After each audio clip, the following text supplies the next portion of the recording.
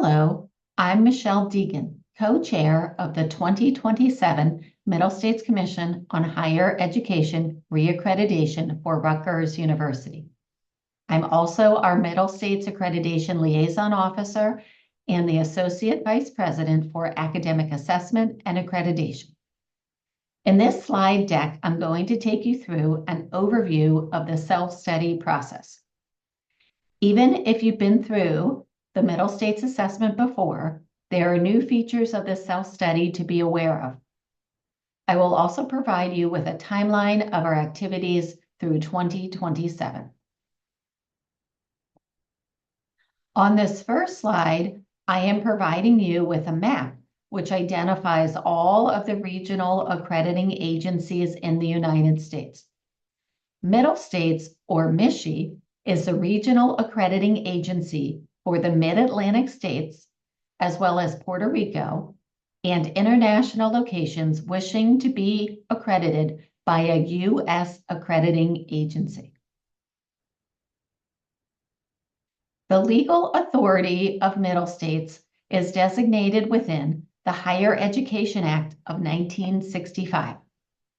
Regional accrediting agencies ensure that institutions that are accredited comply with U.S. Department of Education laws and regulations required of higher education institutions.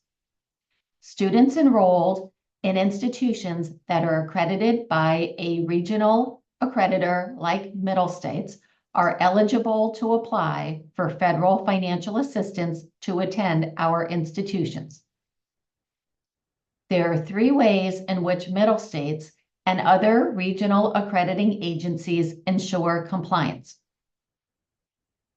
These are through annual requirements of affiliation, supplemental requirements of accreditation upon request, and the self-study process that we are now entering, periodic review of our institution.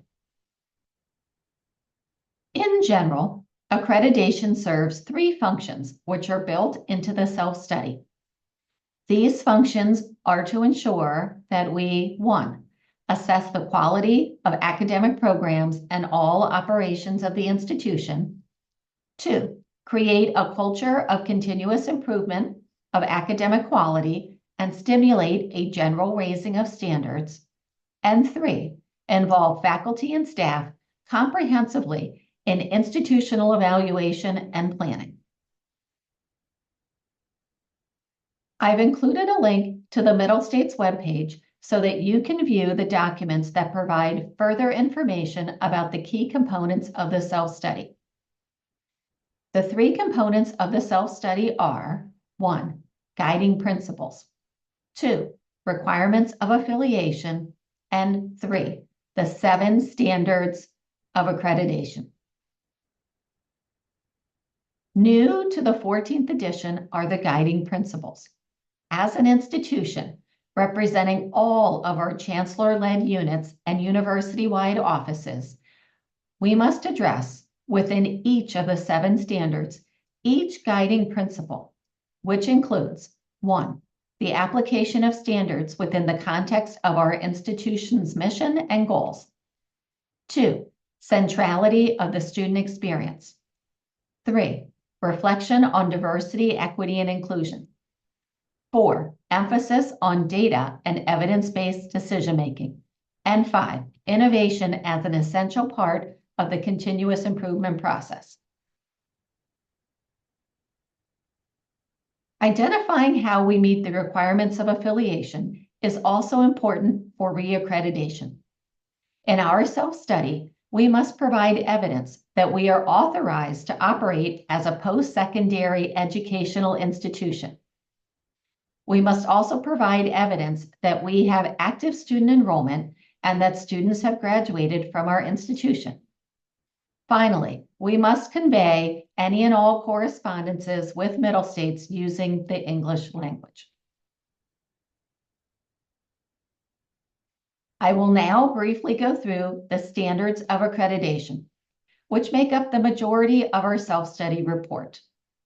Using evidence about our policies, processes, student and faculty outcomes, and operational data, we will represent how we are meeting each of the required elements of these standards.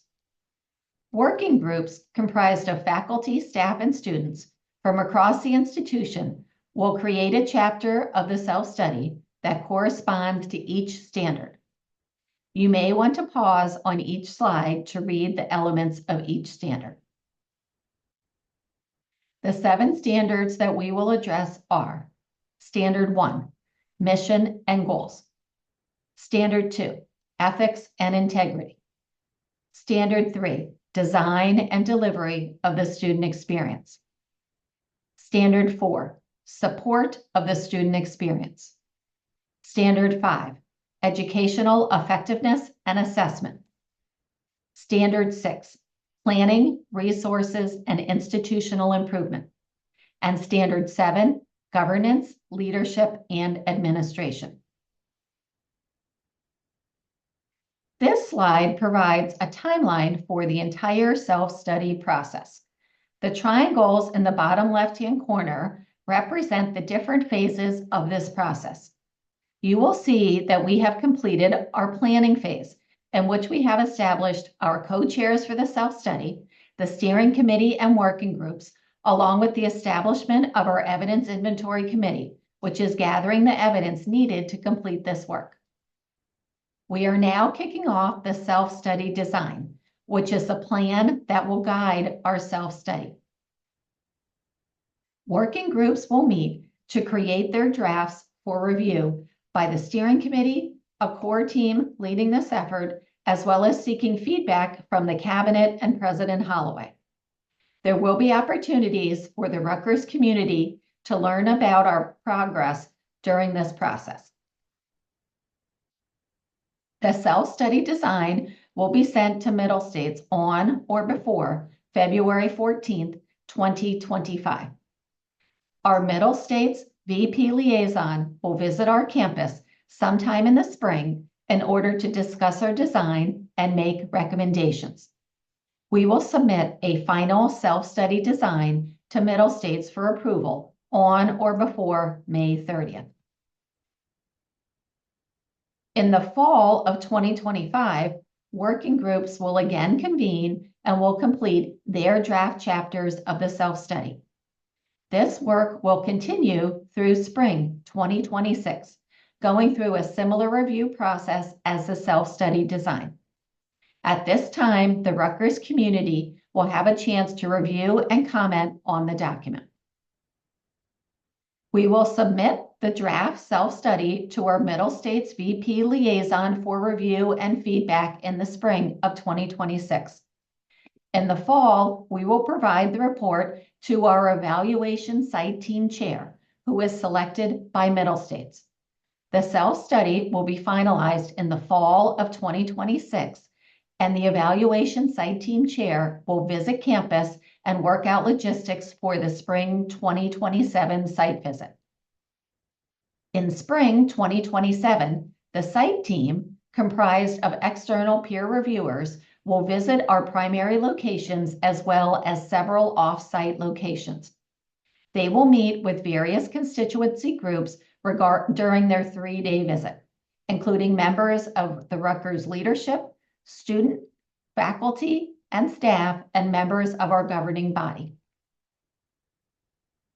The evaluation team will provide feedback at the end of their visit, and our self-study report will be sent to Middle States for a vote of reaccreditation.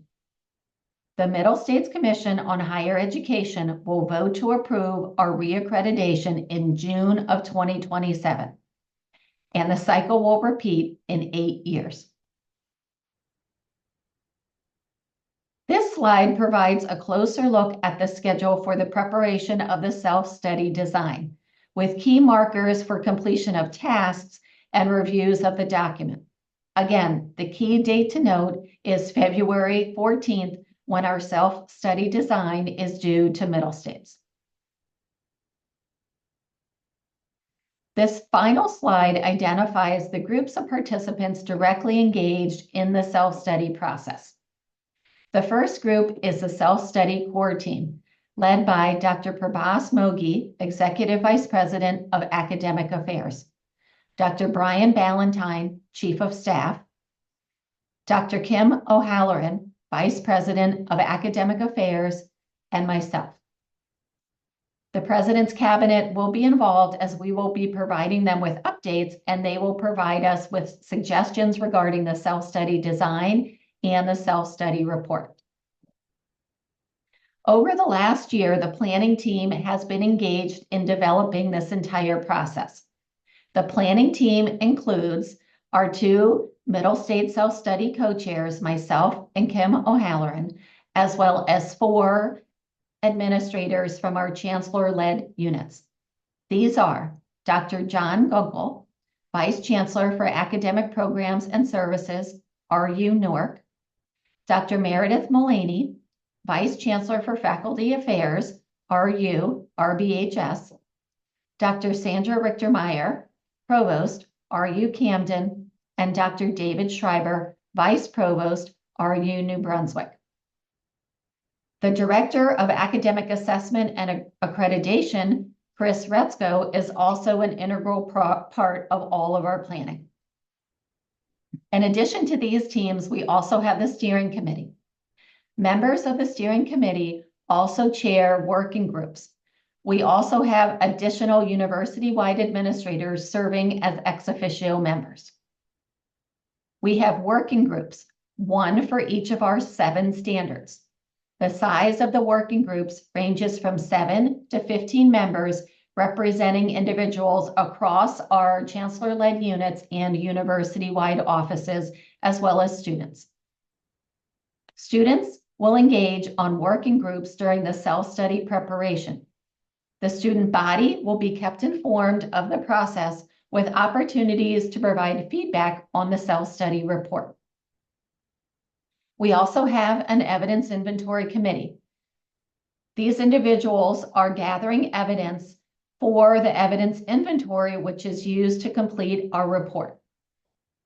The Board of Governors, Board of Trustees, and alumni will be kept informed of the process and outcomes. In total, over 90 people are directly engaged in the self-study process. I've included our email address. If you have any questions, please send us an email and we'll be happy to respond. Thank you so much for taking time to learn about our 2027 self-study process. Have a great day.